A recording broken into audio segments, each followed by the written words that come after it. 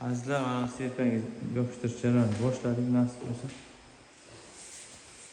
Mana. Bu samakiliki o'zi yopishadi.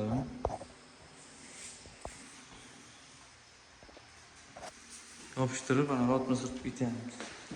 Devorlarimiz tayyor bo'lgan gruntovka hammasi. O'nli serpankada ishlatamiz.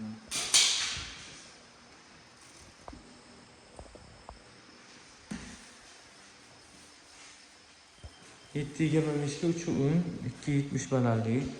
Hattolar kraska bilan devorlarni aniq qilamiz. Hozir podagonlik o'rnashni boshladik. Bittasi qo'yildi, yana bittasi qoldi. O'rnatamiz.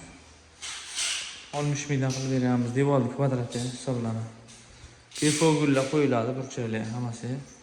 Eski tiyaga bo'lganda oldin remont bo'lgan, men ancha vaqt bo'lgan ekan.